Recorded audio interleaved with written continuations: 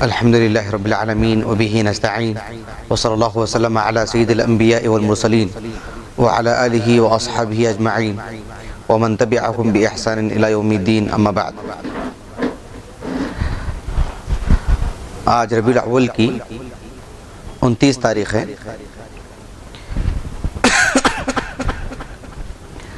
ہماری گزشتہ کلاس ربیع الاول کی 7 تاریخ کو ہوئی تھی. ایک لمبا عرصہ جو ہے درمیان میں گزر چکا ہے. کچھ باہر کے سفر کی وجہ سے پچھلے 3 ہفتوں سے کلاس نہیں ہو سکی. آج انشاءاللہ ہمارا جو درس ہے اس کو پیش کرنے سے پہلے گزشتہ درس کا جو موضوع تھا اسے مختصراً آپ کے سامنے رکھوں تاکہ آج کا جو درس ہے اسے سمجھنے میں آپ کو مدد ملے. گزشتہ کلاس میں یا گزشتہ درس میں آپ کو جو بات بتلائی گئی تھی وہ یہ کہ اللہ سبحانہ و تعالیٰ کی صفات میں اہل سنہ والجماعہ کا منہج اور طریقہ یہ ہے کہ اللہ سبحانہ و تعالیٰ نے قرآن مجید میں اور آپ علیہ الصلوۃ والسلام اپنی احادیث مبارکہ میں جو احادیث کی صحیح اسانید سے ہم تک پہنچی ہیں ان میں اللہ سبحانہ و تعالیٰ کی جو بھی صفات ہیں جسے اللہ سبحانہ و تعالیٰ نے ثابت کیا ہے ہم بھی اسے ثابت کریں گے, ہم بھی اس کو تسلیم کریں گے. اللہ سبحانہ و تعالیٰ نے قرآن مجید میں جس کی نفی کی ہے یا احادیث مبارکہ میں جس کی نفی کی گئی ہے ہم اس کی نفی کریں گے, ہم اسی کے مکلف ہیں.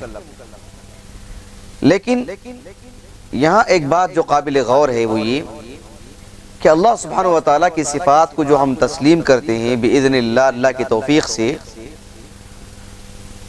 اس کو سمجھانے کے لیے اہل علم نے کہا کہ جس طرح سے اہل اسلام میں کئی غلط افکار متولد ہوئے اور کئی افکار جو غلط ہیں بنیادی طور پر اس کی وجہ سے گروہ بندی ہوئی, تو ایسی صورت میں اہل السنہ والجماعہ نے اللہ سبحانہ و تعالیٰ کی صفات سے متعلق صرف یہ نہیں کہا کہ ہم اللہ سبحانہ و تعالیٰ نے جو قرآن میں ثابت کیا ہے ہم اس کو ثابت کرتے ہیں, جو احادیث مبارکہ میں اللہ تعالیٰ کی صفات بیان کیے گئے ہیں ہم اس کو تسلیم کر لیتے ہیں. کتاب و سنت میں جس کی نفی کی گئی ہے ہم اس کی نفی کرتے ہیں. صرف اہل السنہ نے اتنا نہیں کہا ہے بلکہ ساتھ میں یہ بھی کہا کہ ہم اللہ سبحانہ و تعالیٰ کی صفات کو جب ہم ثابت کرتے ہیں تو کیسے ثابت کرتے ہیں؟ من غیر تمثیل ولا تکیف. نہ تمثیل والی بات ہوگی نہ تکیف والی بات ہوگی.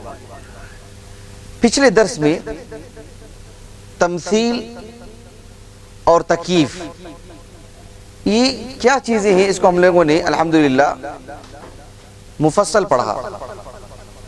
تمثیل کہتے ہیں, اشارتاً میں آپ کو بتلا دے رہا ہوں تاکہ آج کے درس کو سمجھنے میں آپ کو آسانی ہو.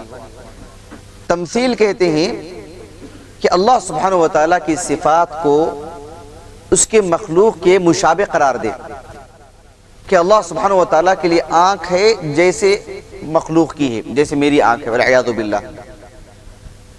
تو اللہ سبحانہ و تعالیٰ کی جو مخلوق ہے اس کے مشابہ قرار دے اللہ سبحانہ و تعالیٰ کی ذات کو. وَجَاءَ رَبُّكَ وَالْمَلَكُ صَفًّا صَفًّا, اللہ سبحانہ و تعالیٰ آتا ہے. یہ جو آنے کی جو صفت ہے اللہ تعالیٰ کی اسے ایسے بتلائی جائے کہ بھئی جیسے مخلوق آتی ہے. نعوذ باللہ, تمثیل نہیں ہوگی. کیوں؟ لیس کمثلہ شیء کہا اللہ تعالیٰ نے. یعنی اللہ تعالیٰ کی صفات کو ہم ثابت کرتے ہیں لیکن لیس کمثلہ شیء, تمثیل نہیں ہوگی. وَلَهُ الْمَثَلُ الْأَعْلَى فَلَا تَضْرِبُوا لِلَّهِ الْأَمْثَالِ. اللہ سبحانہ و تعالیٰ کے لیے مخلوق کے مشابہ نہیں قرار دیا جائے گا اللہ کی صفات کو سمجھانے کے لیے, تو تمثیل نہیں ہونی چاہیے. کیونکہ کچھ لوگوں نے اللہ سبحانہ و تعالیٰ کی صفات کو ثابت کیا لیکن تمثیل کے ذریعے سے ثابت کیا. یہ اہل السنہ والجماعہ کا, یعنی صحابہ کا ایسا منہج نہیں ہے. تو دونوں بھی ثابت کرنے میں متفق ہیں.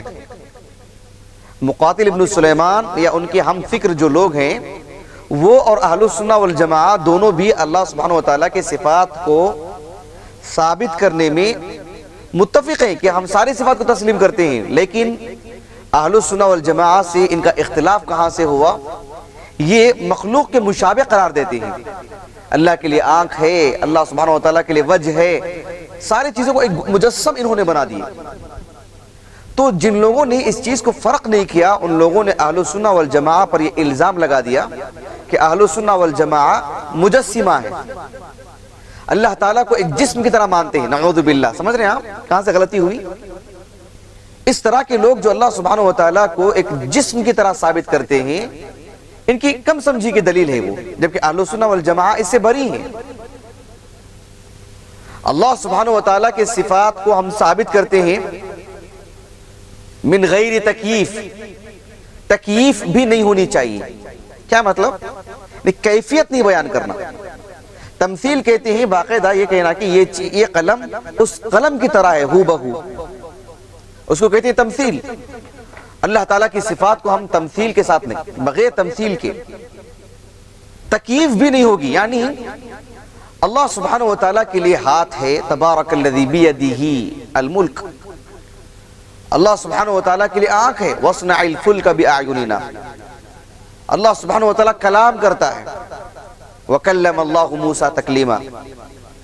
اللہ سبحانہ وتعالیٰ کے لیے وجہ ہے، وَيَبْقَى وَجْهُ رَبِّكَ ذُو الْجَلَالِ وَالْإِكْرَامِ. تو ان کی کیفیت بیان کرنا، تمثیل نہیں، کسی کی جیسے ہے کر کے نہیں. وہ کس کی جیسے نہیں معلوم، لیکن اللہ کا ہاتھ ایسے ہے، اللہ سبحانہ وتعالیٰ کے آنے کی کیفیت ایسی ہے. اللہ سبحانہ وتعالیٰ ہر رات کے آخری حصے میں آسمان دنیا پر نازل ہوتا ہے. اس کے نازل ہونے کی یہ کیفیت ہے. کیفیت بیان کرنا یہ اہل السنہ والجماعہ کا عقیدہ نہیں ہے. یہاں ایک باریک سی بات ہے جو سمجھنے کی ہوئی کہ اہل السنہ والجماعہ اصل کے اعتبار سے ہی کیفیت کا انکار کرتے ہوں. ایسا نہیں کہتے کہ اللہ سبحانہ وتعالیٰ کے لیے ہاتھ ہے، اس کی کوئی کیفیت ہی نہیں ہے، ایسا نہیں کہتے. لیکن اس کی کیفیت کیسی ہے وہ ہم کو نہیں معلوم، ہم نہیں بیان کریں گے. یہ دو چیزوں میں فرق کرنا چاہیے. بہرحال کل کے درس میں یہ سب باتیں ہمارے پاس آ گئیں. اہل السنہ والجماعہ معطلہ کی طرح بھی نہیں ہے کہ جو اللہ سبحانہ وتعالیٰ کی صفات کو بالکل معطل کر کے رکھ دیتے ہیں کہ کوئی صفت ہی، کوئی شے نہیں، کوئی چیز ہی نہیں. یعنی اللہ سبحانہ وتعالیٰ علیم ہے، علم والی کوئی بات ہی نہیں ہے. اللہ تعالیٰ الحی ہے، حی زندہ والی کوئی بات ہی نہیں ہے. اللہ سبحانہ وتعالیٰ بصیر ہے، دیکھنے والی کوئی بات ہی نہیں. پھر ہے کیا چیز وہ؟ پھر کس کی بات کر رہے ہیں؟ بدترین چیز ہے نعوذ باللہ. اللہ سبحانہ وتعالیٰ کی صفات کا انکار کر دیا جائے، پھر ہے کیا چیز وہ؟ مان لیجئے ایک آدمی کو ہم نے اس مرکز کا ذمہ دار بنایا، کہا کہ آپ کا اس میں کوئی اختیار نہیں، آپ اس میں آ نہیں سکتے، آپ اس کے تعلق سے گفتگو نہیں کر سکتے، آپ یہاں بیٹھ نہیں سکتے، آپ سے متعلق کوئی کارروائی نہیں، اس کا کوئی تعلق نہیں، لیکن آپ اس کے ذمہ دار ہیں، آپ اس کے بڑے ہیں. یہ کوئی بات ہوئی؟ اللہ تعالیٰ کے سارے صفات کا انکار کریں، آپ کس کی عبادت کر رہے ہیں؟ آپ میں چلنے کی طاقت، آپ میں بولنے کی طاقت، آپ میں دیکھنے کی طاقت، اور اللہ تعالیٰ کے سارے صفات کا انکار جو کہ خالق ہے. تو یہ معطلہ کا یہ معاملہ تھا. ان کے ضد میں آ کر کے رد عمل میں مقاتل ابن سلیمان نے بالکل ہو بہو ایک انسانی مخلوق کا ڈھانچہ رکھ دیا. اللہ چلتا ہے تو ایسے، اترتا ہے تو ایسے، استوا علی العرش ہے تو ایسے کیفیت. وہ کہ تمثیل یہ بھی غلط، کیفیت بیان کرنا وہ بھی غلط. اور معطل جو کہ اللہ کی صفات کی بالکل تعطیل کر دیتا ہے، بغیر کوئی صفات ہی نہیں. یہ دو بالکل الگ الگ کنارے ہیں. اہل السنہ والجماعہ دونوں سے پاک ہیں، دونوں سے بری ہیں. ان معطلہ جیسے جو لوگ ہیں ان میں مراتب ہیں، کچھ زیادہ کچھ کم. ان لوگوں نے جو تمثیل جن کے پاس ہے، تکییف جن کے پاس ہے، ان کو صحیح سے سمجھا نہیں. اور اہل السنہ والجماعہ جو اللہ کی صفات کو ثابت کرتے ہیں، ان کو یہ غلط فہمی ہوئی کہ یہ اہل السنہ جو اللہ کی صفات کو ثابت کرتے ہیں شاید تمثیل ان کے پاس ہے، اسی لیے اہل السنہ کو مجسمہ کہتے ہیں. سمجھ رہے ہیں؟ شیخ الاسلام ابن تیمیہ رحمہ اللہ اپنی زندگی کے آخری دنوں میں جیل میں تھے، اور جیل میں ہی انتقال ہوا آپ کا. شعبان کا مہینہ تھا، رمضان کے بعد آپ کا انتقال ہوا۔ شعبان کا مہینہ تھا۔ ایک معروف سیاح ہے ابن بطوطہ، جانتے ہیں آپ لوگ ابن بطوطہ کا نام سنیں؟ مسلم دنیا میں ایک معروف سیاح کے حیثیت سے کافی شہرت ہے۔ 770 پر 9 ہجری میں انتقال ہوا ان کا۔ ہندوستان کا اس دور میں کافی سفر کیا انہوں نے، دنیا بھر کا، بالخصوص ہندوستان میں 1 سے 2 مرتبہ ان کا آنا جانا ہوا، شاہی مہمان ٹھہرے، ہندوستان کی تاریخ پر کتاب لکھی انہوں نے، لیکن عقیدے کے اعتبار سے بدعقیدہ شخصیت۔ اس شخص نے شیخ الاسلام ابن تیمیہ رحمہ اللہ پر یہ الزام لگایا کہ شعبان کا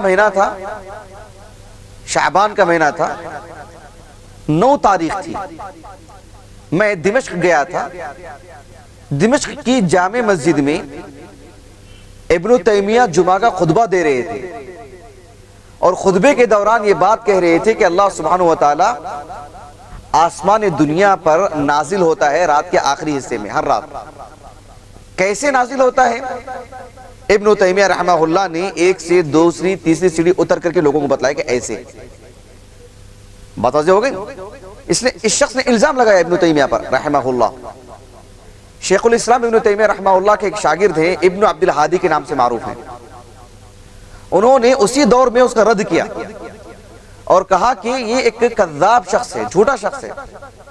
اس کی جھوٹے ہونے کی دلیل یہی ہے کہ جن دنوں یہ دمشق آیا تھا ان دنوں ابن تیمیہ تھے ہی نہیں، وہاں پر جیل میں تھے۔ ان دنوں کیسے ہو سکتا ہے؟ کیا جیل سے آپ کو جمعہ کے لیے رخصت دی گئی جا کے جمعہ کا خطبہ دے کے آئے؟ آپ جیل میں تھے، اور جیل میں آپ کا انتقال ہوا۔ تو گویا کہ اس طرح کے لوگ جو اللہ سبحانہ وتعالیٰ کی صفات کا انکار کرتے ہیں، جو تعطیل والی جن کے پاس بات ہے، وہ لوگ تمثیل جن کے پاس ہے ان کو نہیں سمجھ پائے، اور اہل السنہ جو ثابت کرتے ہیں اللہ تعالیٰ کی صفات کو، ان پر یہ الزام لگا دیے کہ ان کے پاس تمثیل والی بات ہے۔ اس نقطے کو ذرا سمجھنے کی ضرورت ہے۔ بات واضح ہو گئی؟ یعنی جو لوگ تمثیل کے قائل ہیں وہ اور اہل السنہ دونوں متفق ہیں ایک بات پہ، وہ کیا ہے؟ اللہ کی صفات کو ثابت کرنا۔ لیکن کیسے ثابت کریں گے اس میں دونوں میں اختلاف ہے۔ یہ اللہ سبحانہ وتعالیٰ کی صفات کو ایک مخلوق کے مشابہ قرار دیتے ہیں، جبکہ اہل السنہ مخلوق کے مشابہ نہیں قرار دیتے، بلکہ یہ کہتے ہیں کہ اللہ کی صفات ہیں اللہ سبحانہ وتعالیٰ کی شان جیسی ہے ویسی۔ یہ تکیف والی بات بھی سمجھ میں آگے نا آپ کو؟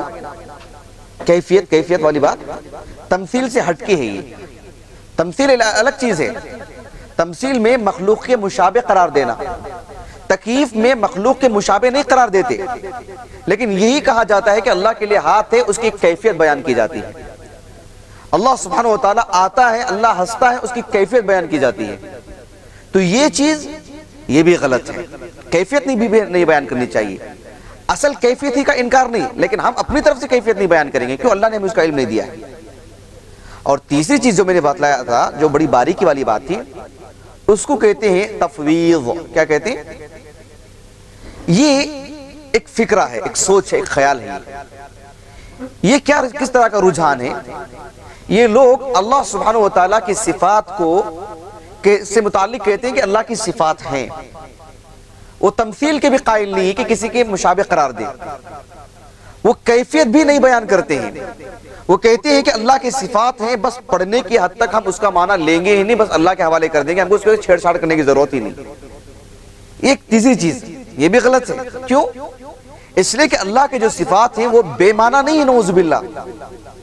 اللہ کی ایک صفات ہے العزہ، اس کا کوئی مطلب ہی نہیں ہے، آپ تسلیم کریں اور کہیں کہ اس کا کوئی مطلب ہی نہیں ہے۔ اللہ نے کہا لیس کمثلہ شیء وہو السمیع البصیر۔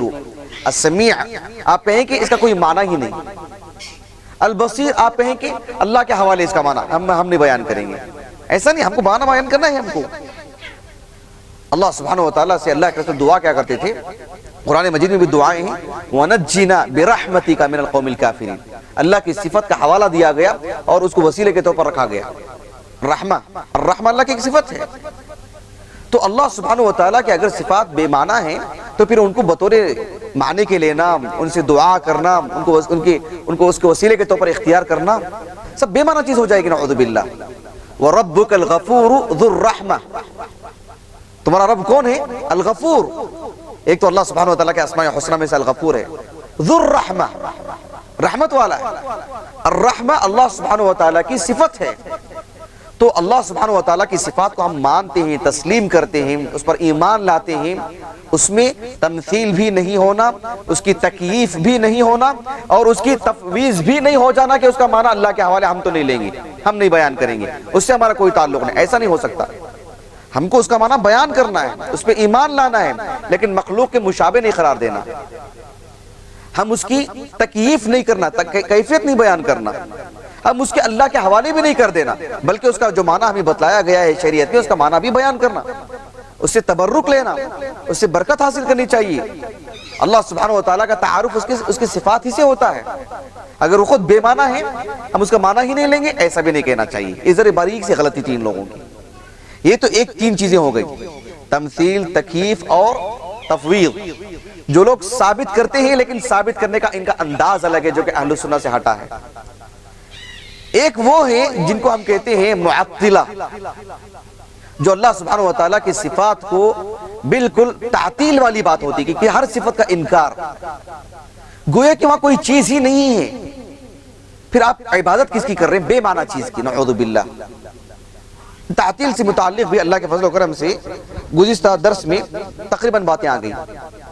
ایک بات جو باقی رہ گئی تھی اس کے متعلق وہ یہ کہ جو معطلہ ہیں ان میں دو طرح کے لوگ ہیں۔ ایک وہ ہیں جو غالی قسم کے صوفی ہیں، عام صوفی نہیں، الغلات جن کو کہتے ہیں، غالی قسم کے صوفی، جو روافظ میں بھی غالی قسم کے جو ہیں، جہمیہ میں بھی جو غالی قسم کے ہیں جنہوں نے بہت زیادہ غلو کیا، یہ بالکل ملحد قسم کے لوگ ہیں، انہوں نے کلی طور پر ساری صفات کا انکار کیا، یہ بدترین قسم کے لوگ ہیں، آخری درجے کے لوگ۔ 73 فرقے جو ہیں نا اس میں ان کو نہیں شمار کیا جائے گا۔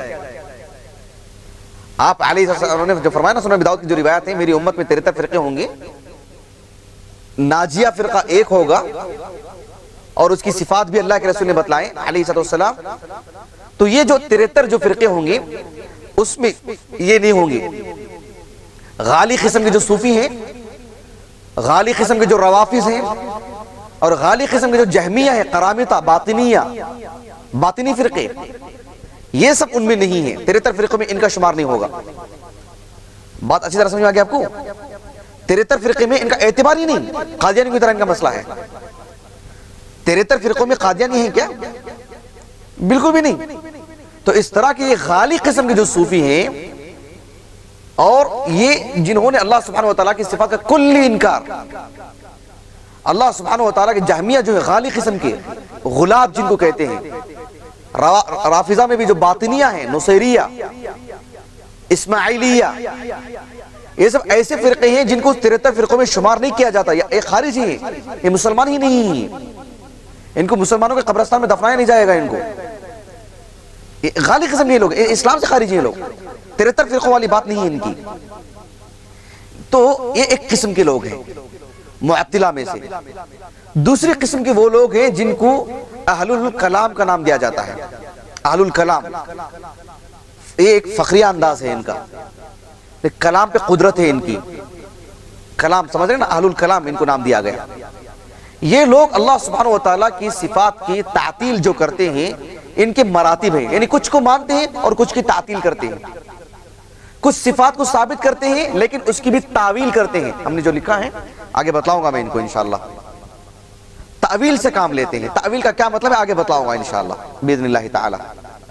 تو یہ جن کو ہم اشاعرہ کہتے ہیں، ماتوریدیہ کہتے ہیں، معتزلہ کہتے ہیں، اب یہ ہمارے موضوع میں اصل کے اعتبار سے داخل نہیں ہے کہ ہم اشاعرہ کا مکمل طور پر تعارف کروائیں، البتہ آنے والی درس میں انشاءاللہ ایک حد تک اشاعرہ کا تعارف کرواؤں گا انشاءاللہ، تاکہ یہ اسماء و صفات کی بحث میں اشاعرہ کا نام آپ کو خاصا سننے کو ملے گا۔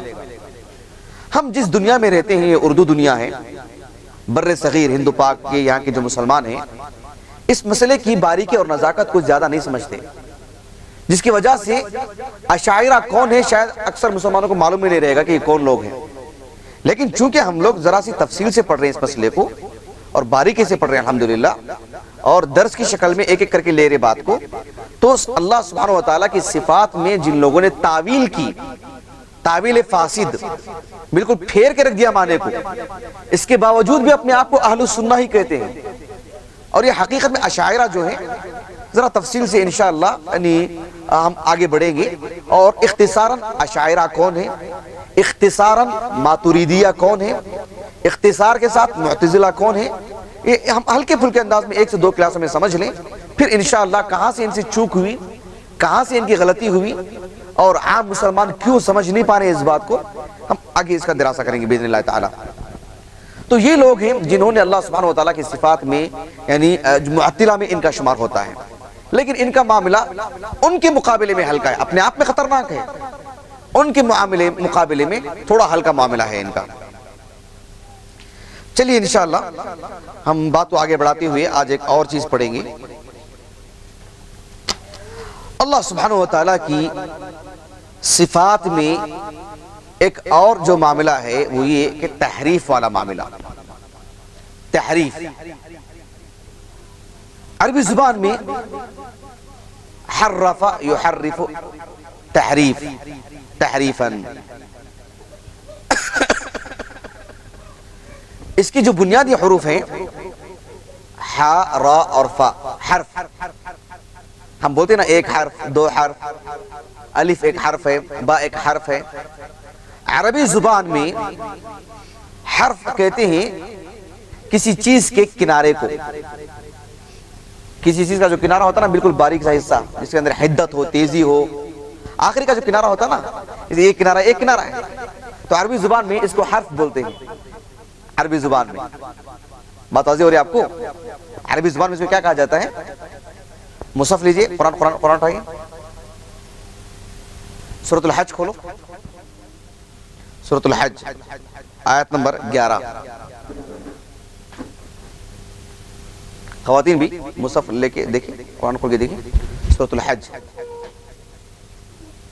اس سورہ کا نمبر ہے 22، آیت کریمہ ہے 11.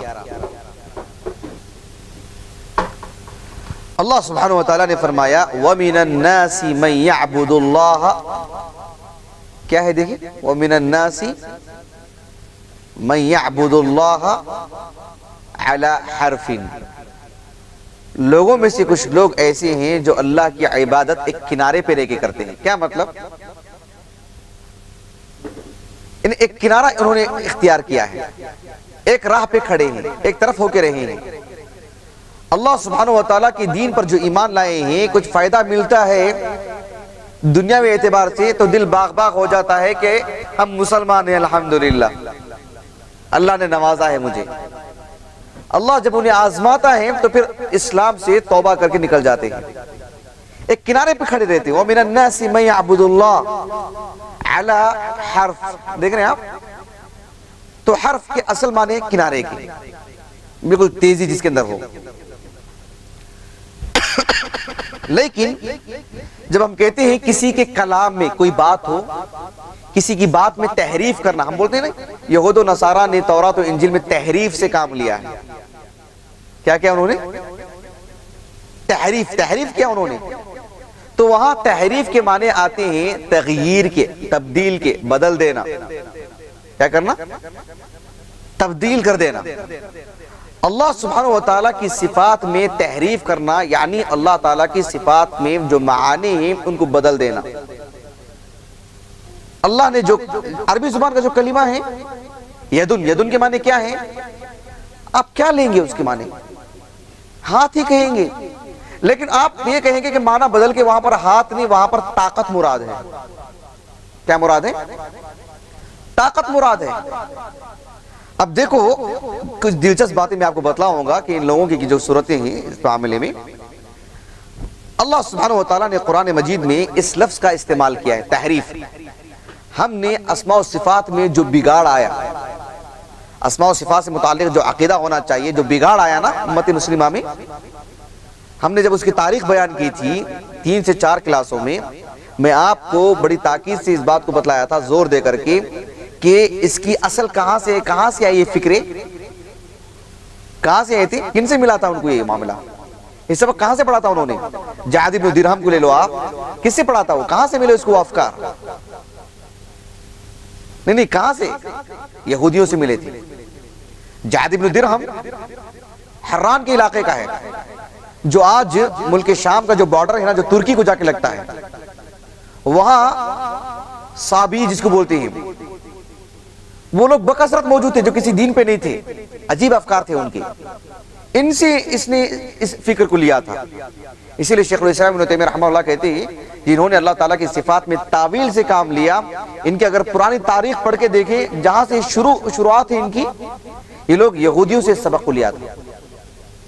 تو تحریف، اللہ تعالیٰ کی صفات میں جو تحریف والی جو بات ہے، اس کی ابتدا بھی اصل کے اعتبار سے اللہ کے کلام میں تحریف کرنا، یہ یہودیوں کا طرز ہے، یہودیوں کا عمل ہے۔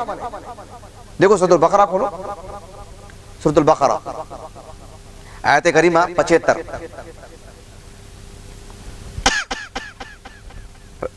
جز نمبر 1 ہے، سورۃ البقرہ آیت نمبر 75 میں دیکھو اللہ رب العالمین نے یہودیوں سے متعلق کہا وَقَدْ كَانَ فَرِيقٌ مِّنْهُمْ يَسْمَعُونَ كَلَامَ اللَّهِ ثُمَّ يُحَرِّفُونَهُ مِن بَعْدِ مَا عَقَلُوهُ وَهُمْ يَعْلَمُونَ۔ اللہ سبحانہ وتعالیٰ کے کلام میں وہ تحریف کرتے تھے، وہ بدل دیتے تھے۔ بدلنے کی نوعیت کیا ہے وہ آگے بتاؤں گا آپ کو، کس کس طرح سے بدلتے تھے اللہ کے کلام میں۔ ایک اور جگہ پر اللہ تعالیٰ نے کہا، سورۃ المائدہ کھولی، سورۃ المائدہ سورہ نمبر اس کا 5 ہے اور آیت کریمہ 40/1 اللہ رب العالمین نے فرمایا من الذین ہادوا،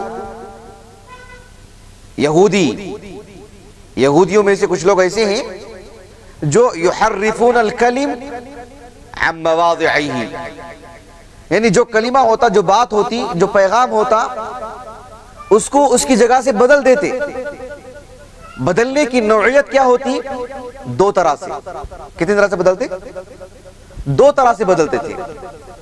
اور ان لوگوں نے بھی جو اللہ تعالیٰ کی صفات میں تحریف کیا، ان کے بھی پیش نظر 2 باتیں تھیں۔ 2 طرح سے انہوں نے تحریف کیا، تبدیل کیا، 2 طرح سے۔ کیا کیا؟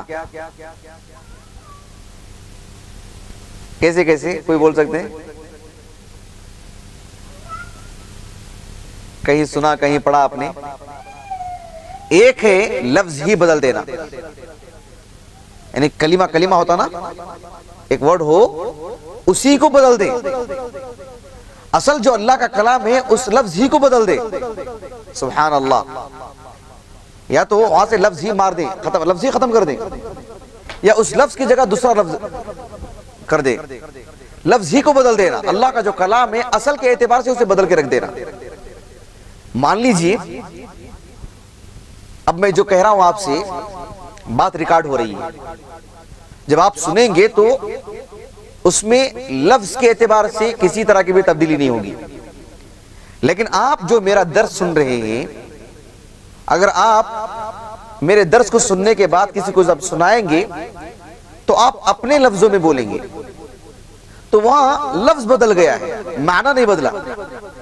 لیکن ہو سکتا ہے میں جو الفاظ کہا ہوں ہو بہو اگر آپ وہی الفاظ کہے بھی لیں، لیکن ساتھ میں یہ کہہ دیں کہ اس لفظ کا جو مراد ہے وہ نہیں ہے جو وہ ہے، کچھ اور مراد لے لیں آپ، تو بولیں گے وہاں معنی کے اعتبار سے تبدیلی۔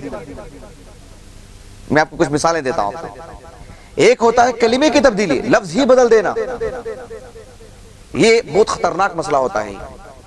اور دوسرا ہوتا ہے اللہ کے کلام کو ہو بہو باقی رکھنا، اس میں تبدیلی نہیں، اس میں رد و بدل نہیں، لیکن یہ کہنا کہ اس لفظ کا یہ معنی نہیں ہے بلکہ یہ معنی ہے۔ بات سمجھ گئی آپ کو؟ مثال کے طور پر سورۃ النساء کھولو، سورۃ النساء کھولی، ہاں سورۃ النساء اس کی آیت کریمہ ہے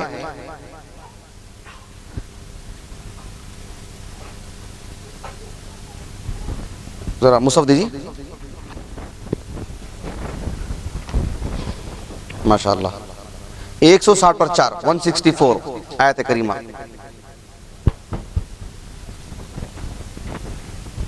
اب اس آیت کریمہ پہ غور کیجیے آپ. وَكَلَّمَ اللَّهُ موسیٰ تکلیما.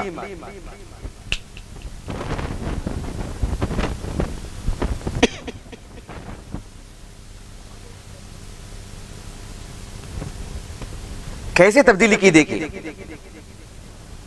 آپ لوگوں میں سے کچھ ہیں جو عربی زبان کے قواعد سیکھ رہے ہوں. ہاں کوئی ہے آپ سیکھ رہے ہیں ماشاءاللہ. اور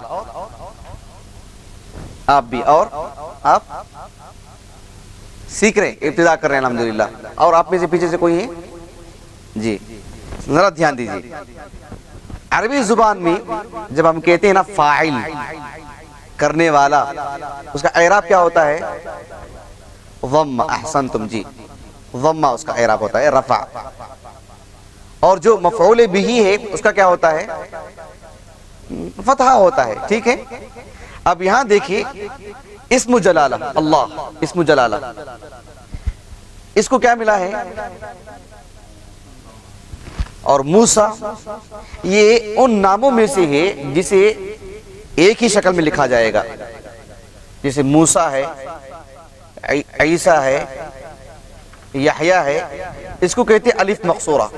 اسے صرف ایک ہی شکل سے پڑھ سکتے ہیں, صرف فتحہ ہی دے سکتے ہیں اس کو. اسے کسرہ ضمہ سب نہیں دے سکتے. سمجھ رہے ہیں بس اچھے سے سمجھ آ رہی ہے آپ کو. جیسے عربی زبان میں ایک نام ہوتا ہے زکریا, یہاں آپ کسرہ بھی ملنا ہو تو کسرہ نہیں دے سکتے, کیونکہ الف تقاضا کرتا ہے کہ اسے فتحہ دیا جائے. اسے ضمہ بھی ملنا ہے تو آپ اسے ضمہ نہیں دے سکتے. تینوں شکلوں میں اسے آپ فتحہ ہی دیں گے. البتہ یہ دیکھنا پڑے گا کہ اسے یہاں ضمہ ملنا تھا, فتحہ ملا ہے, کسرہ ملنا تھا, فتحہ ملا ہے, لیکن دیں گے آپ فتحہ صرف, دوسرا کچھ اعراب نہیں دے سکتے اس کو. سمجھ میں بات آپ کو؟ اب اس کو رکھتے ہوئے ان لوگوں نے جو کھیل کھیلا ہے وہ دیکھیں, نعوذ باللہ کتنی تحریف سے انہوں نے کام لیا. انہوں نے اس معاملے میں یہ کہا کہ اس رفعہ کو یہاں دے دیا انہوں نے, اور یہاں رفع تو نہیں دیا جاتا, ایسے ہی ڈالا جاتا ہے کھڑی زبر, ایک فتحہ کی شکل ہوتی ہے اس کی. اور یہ جو فتحہ ہے اس فتحہ کو انہوں نے یہاں ڈال دیا, اور یہ پڑھنے کی کوشش کی وَكَلَّمَ, اور گفتگو کی, بات کی. کس نے بات کی؟ اگر اس کو ضمہ دیں گے تو کیا ہوگا؟ اللہ نے بات کی. کس سے بات کی؟ موسیٰ سے بات کی علیہ السلام. انہوں نے اعراب میں تبدیلی کی, اس کو جو ہے فتحہ دیا, اور اس کو جو ہے فتحہ تو دینے کی ضرورت نہیں, اسے فتحہ ہی دینا ہی ہے. تو یہ سمجھانے کی کوشش کی کہ موسیٰ نے گفتگو کی اللہ سے, اور اللہ تعالیٰ کی صفت کلام کا انکار کیا. معطلہ, تحریف, تحریف ہے, سمجھ رہے ہیں آپ؟ تحریف. معطلہ کا معاملہ الگ ہے, وہ ایک پورا مسئلہ حل کر دیتے ہیں, صاف نہیں مانتے جاؤ, نہیں ہو سکتا ایسے. لیکن ان لوگوں نے تحریف سے کام لیا, اپنا جو غلط عقیدہ ہے. یہی فرق ہے اہل بدعت اور اہل سنہ میں. اہل بدعت کیا کرتے ہیں, پہلے سے ان کے ذہن میں ایک بات آ جاتی ہے, ایک خاکہ بنا لیتے ہیں, ایک عقیدہ بنا لیتے ہیں. اس عقیدے کو ثابت کرنے کے لیے جو توڑ پھوڑ کرنا سب کرتے ہیں وہ. اہل سنہ کا مسئلہ ایسا نہیں ہوتا, جو بیان کیا گیا ہے اس کو ایسے لے لیتے ہیں. اہل بدعت کیا کریں, پہلے سے اہل سنہ کیا کی, قرآن پڑھے, احادیث پڑھے, ان کو یہ صحابہ سے منہج ملا کہ جیسے اس کو لے لینا چاہیے, لے لی کہ اللہ نے کلام کیا, اللہ کی صفت کلام ہے. لیکن اہل بدعت پہلے سے ایک ذہن میں بنا لی کہ اللہ گفتگو نہیں کرتا ہے. اب جو ہے تو اب اسے کیسے کریں گے, اب اسے توڑ پھوڑ کرو, تحریف کرو اس کو. بات سمجھ میں ابھی آپ کو؟ تو گویا کہ اس کا ضمہ اس کو دیا, اس کا فتحہ اس کو دیا, اور یہ ثابت کرنے کی کوشش کی کہ اللہ نے گفتگو نہیں کی, بلکہ وَكَلَّمَ اللَّهَ مُوسَى, اور موسیٰ فاعل ہے, موسیٰ نے گفتگو کی, اور گفتگو کی تو اللہ سے گفتگو کی, اللہ نے گفتگو نہیں کی. بات سمجھ میں گیا آپ کو؟ تو ایک مناظرے میں پرانے دور میں ابن القیم وغیرہ نے ذکر کیا اس کو رحمہ اللہ, کہ امام دارمی رحمہ اللہ, انہوں نے اپنے مناظرے میں جھٹ سے اس آیت کو پڑھا اور کہا کہ اب اس کا جواب دو. سورہ اعراف کھولو,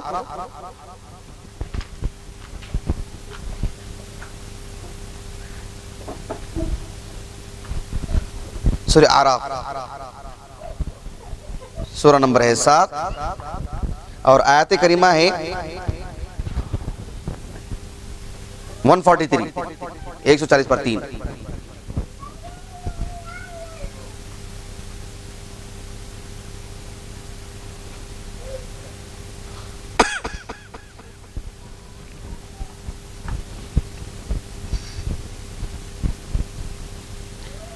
اب دیکھو یہاں پر اللہ تعالیٰ نے کہا وَلَمَّا جَاءَ مُوسَى لِمِيقَاتِنَا، جب اللہ تعالیٰ نے موسیٰ علیہ السلام کو طور پر بلایا اور موسیٰ علیہ السلام آ گئے کہاں پر؟ میقات، جو ایک جگہ مقرر کی گئی تھی کہ وہاں آنا ہے. وَلَمَّا جَاءَ مُوسَى لِمِيقَاتِنَا، ہماری جو میقات ہے یہ ہم نے جو جگہ مقرر کر رکھی تھی کہ وہاں آنا ہے، جب موسیٰ آ گئے وَكَلَّمَهُ، ان سے گفتگو کی، کس نے کی؟ رَبُّهُ، ان کے رب نے. اس کا کیا معنی ہے پھر بتلاؤ؟ تو پھر خاموش ہو گیا وہ، پھر یہاں کچھ بن نہیں پڑا. اس طرح سے نعوذ باللہ ایک غلط عقیدے کو ثابت کرنے کے لیے آیت کریمہ میں تحریف، یعنی لفظی تحریف، اعراب کے اعتبار سے پوری شکل ہی بدل دی گئی. نعوذ باللہ، دیکھ رہے ہیں اس طرح سے ان لوگوں نے کیا، تحریف کرنے والوں نے. اللہ سبحانہ وتعالیٰ کی تحریف میں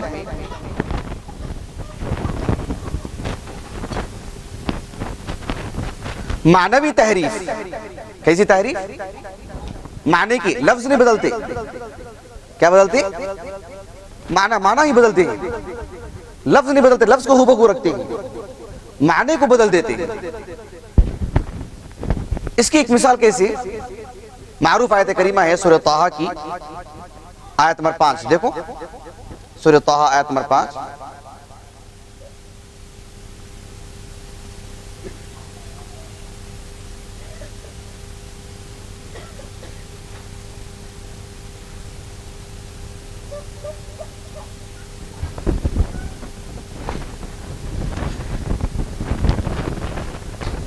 ایک اور چیز عربی زبان میں ان کی تحریف کی ایک اور شکل بتلا رہا ہوں.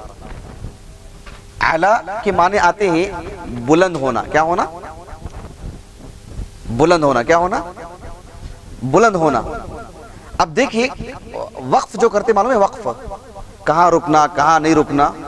میں نے کہا تھا ہمارے زبیر بھائی سے کہ انشاءاللہ کہ اس تعلق سے ایک چند دروس دوں گا میں، کہ قرآن مجید میں جو رموز ہیں نہیں کہ یہاں وقف کرنا چاہیے، یہاں وقف لازم ہے، یہاں جو ہے نہیں رکنا چاہیے، یہ جو رموز ہیں کب آئے، کہاں سے آئے، اور اس کی افادیت، فائدہ کتنا ہے، اس کا خیال کتنا ضروری ہے، اس کا خیال رکھنا، اس کا لحاظ رکھنا، اس پر انشاءاللہ کچھ دروس دوں گا میں انشاءاللہ کچھ کلاسوں میں باذن اللہ تعالی دیگر دنوں میں. تو ایک صاحب نے جو اللہ تعالیٰ کی اس صفت کے سلسلے میں تحریف کرنے کے قائل ہیں، انہوں نے یہ سوچا کہ معروف جو آیت کریمہ ہے الرحمن علی العرش استوى، اس کو انہوں نے الگ کر کے پڑھا، یہاں سے اسے الگ کر دیا. کہا کہ الرحمن علی، الرحمن بلند ہوا مقام کے اعتبار سے، مرتبے کے اعتبار سے، اور العرش کو کسرہ کی جگہ میں فتحہ دے دیا، العرش استوى، اور عرش بھی اس کا مستوی ہوا، یعنی عرش مستوی ہوا. وہ کون سا کوئی مطلب ہی نہیں، رحمان بلند ہوا، عرش مستوی ہوا، عرش برابر ہو گیا. الرحمن علی العرش استوى، الرحمن علی العرش استوى. اعراب اس سلسلے میں نعوذ باللہ من ذالک، اس طرح کے. ویسے نعوذ باللہ اللہ نے قرآن کی صرف لفظوں کی حفاظت نہیں کی، اس کی معنی کی، اس کی باریکیوں کی، اس کی پورے لوازمات کی، اس طرح کی. اسی آیت کریمہ کو رکھی، لفظ کے ساتھ جو معنی کی جو تبدیلی آتی ہے، معنی کی تبدیلی کیسے کی؟ کہا کہ یہ جو آیت کریمہ ہے الرحمن علی العرش استوى، رحمان عرش پر مستوی ہوا. تو یہ جو استوا ہے اس کو استولا کہا کہ استوا نہیں ہے، استولا. الرحمن علی العرش استولا، استولا ہے تو پھر استولا ہی کہنا چاہیے تھا اللہ سبحانہ وتعالیٰ کو. استوا کہنے کی کیا حاجت ہے؟ اور استوا کوئی ایسا بھی لفظ نہیں ہے کہ غیر عربی لفظ ہے جسے عربی زبان میں داخل کر دیا گیا ہے کہ معنی مفہوم میں کچھ بتانے کی ضرورت پڑے. عربی زبان کا لفظ ہے. اور صحابہ عربی النسل ہیں، افصح اللسان تھے اللہ کے رسول علیہ السلام. تو الرحمن علی العرش استوا کے معنی آتے ہیں یعنی کسی پہ قابو پا لیا، کسی پہ اس کی پکڑ آ گئی، اس کا مالک بن گیا، اس پر جو حاوی ہو گیا، وہ اس کی زیر نگی وہ چیز آ گئی. جبکہ استوا کے معنی معروف ہیں، اسی لیے امام مالک نے کہا کہ الاستواء معلوم.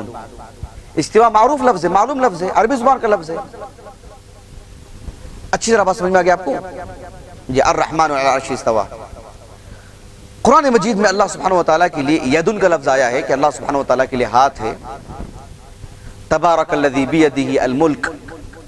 اسی لیے آپ اکثر سنے ہوں گے جب احادیث میں آتا ہے نا والذی نفسی بیدہ، کیا ترجمہ کرتے ہیں؟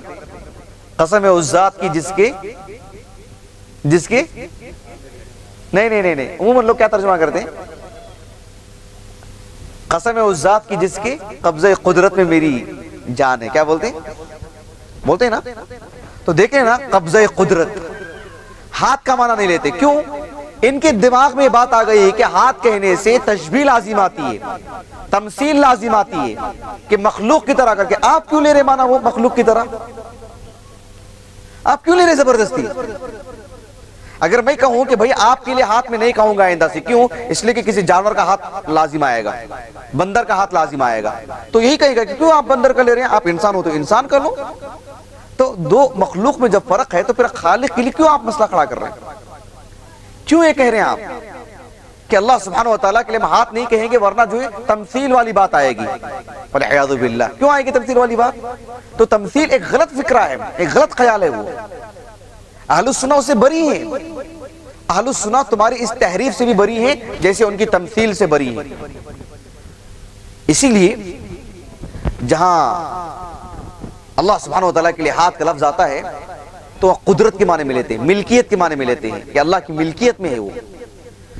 ان سے سوال کیا گیا اگر اللہ سبحانہ وتعالیٰ کے لیے اگر ہاتھ ہے تو آپ اس کا معنی لیتے ہیں، کیا لیتے ہیں؟ طاقت لیتے ہیں. یعنی یہ لوگ طاقت لیتے ہیں. سورہ صاد کھولو، سورہ صاد، سورہ نمبر ہے 38. سورہ صاد سورہ نمبر ہے 38 اور آیت کریمہ ہے 75 38. سورہ نمبر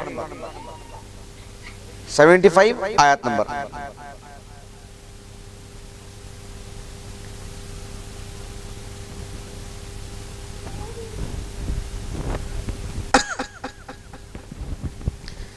دیکھیں ذرا غور طلب بات ہے.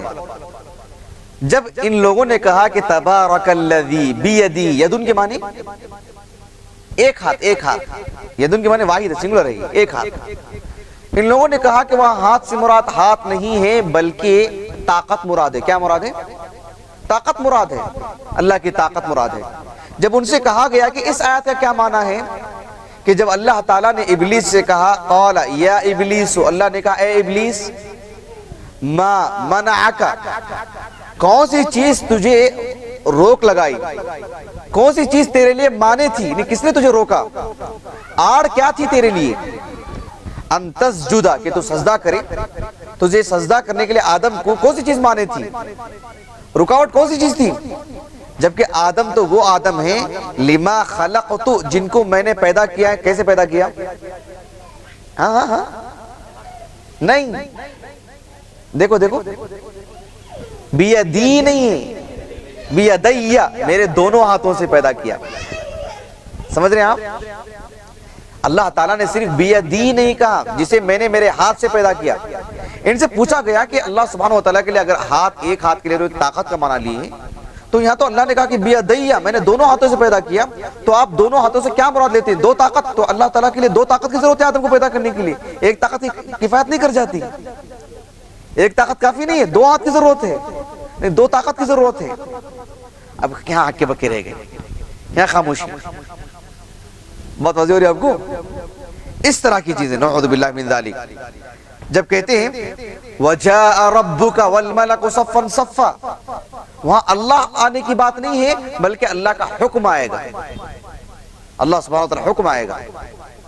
تو یہ ان کی معنوی تحریف ہے. اہل سنہ والجماعہ اس سے بری ہیں. میں گزشتہ درس میں بھی آج کے درس میں بھی دوہرا کے اس بات کو کیوں بول رہا ہوں میں کہ یہ لوگ جو معطلہ ہیں، جو اللہ کی صفات کی تعطیل کرتے ہیں یا اللہ سبحانہ وتعالیٰ کی صفات میں تحریف کرتے ہیں یا تعویل سے کام لیتے ہیں کہ جو آیت میں معنی ہے اس کے بدل کے کچھ اور معنی پیش کرتے ہیں جو کہ فاسد معنی ہوتا ہے، مرجوح، جسے معنی لیا ہی نہیں جاتا. یہ لوگ عموماً ہم سلفیوں کو، دنیا بھر کے اہل سنہ والجماعہ کو، یہ لوگ کہتے ہیں کہ ہم لوگ مجسمہ ہیں، نعوذ باللہ. کیا کہتے ہیں؟ کہ اللہ کے لیے جسم ثابت کرتے ہیں، نعوذ باللہ.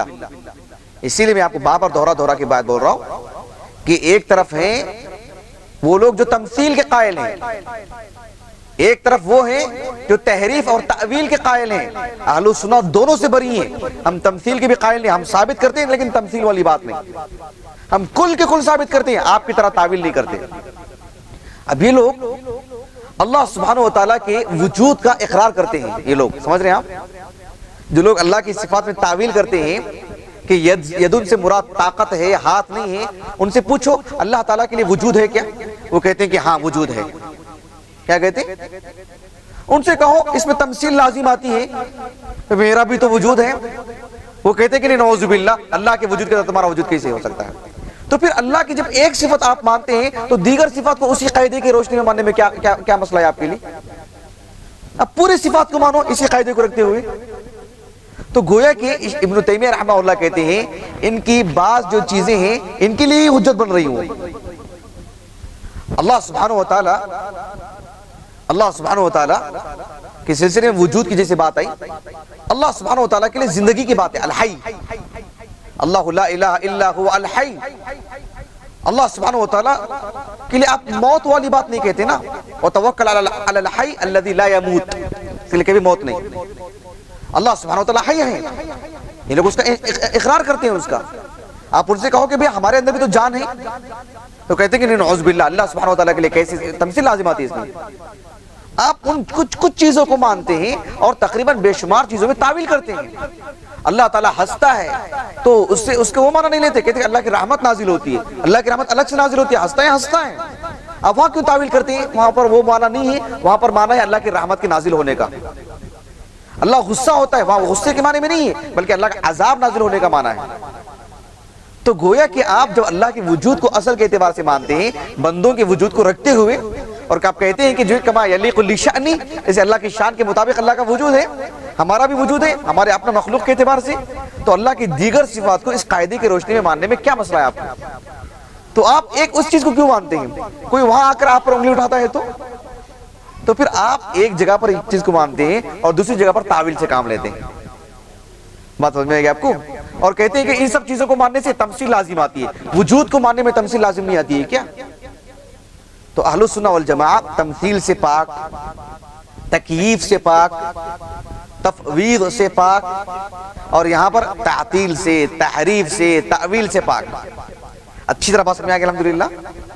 ہاں انشاءاللہ. چلیے کچھ باتیں بقیہ جو ہیں انشاءاللہ آنے والی کلاس میں پڑھیں گے انشاءاللہ.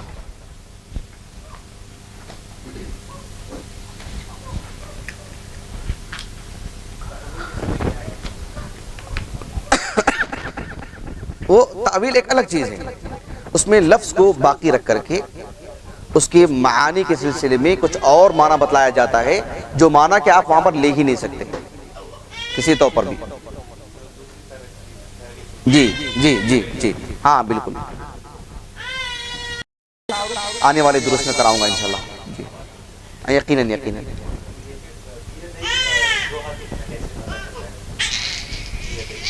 مثال کے طور پر وہ ایک قاعدہ ہے، وہ بیدیہ، میرے دونوں ہاتھوں سے، گرامر کے اعتبار سے.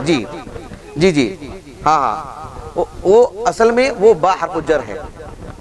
جی اب دیکھو مثال کے طور پر صفائی کے لیے آپ کو مسئلہ آپ کو حل کر دوں. سورۃ المائدہ کھولو، سورہ نمبر 5.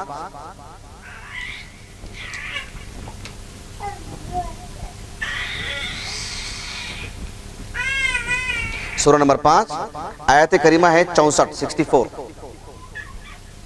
آیت نمبر 64.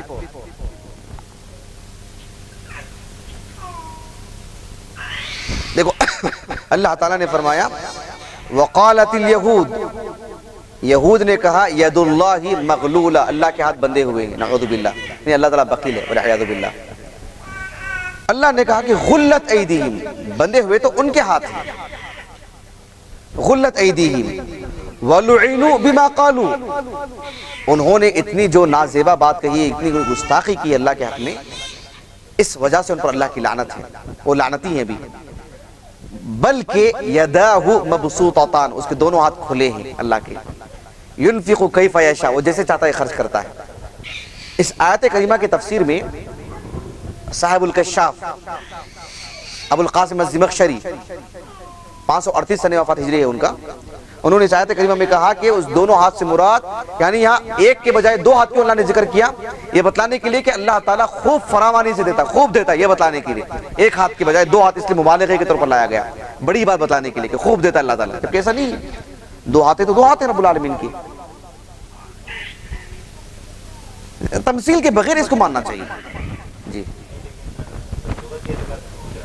لغت کے اعتبار سے نہیں، وہ مضاف الیہ میں وہ نون ساقط ہو جاتا ہے جی۔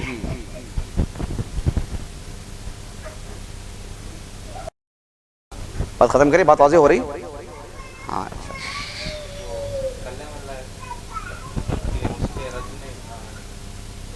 جو امام دارمی رحمہ اللہ ہے، ابو سعید الدارمی رحمہ اللہ،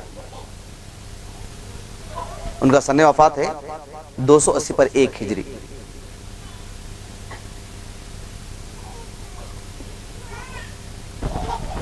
ٹھیک ہے، ختم کریں انشاءاللہ۔ سبحانک اللہم و بحمدک، اشہد ان لا الہ الا انت، استغفرک و اتوب الیک۔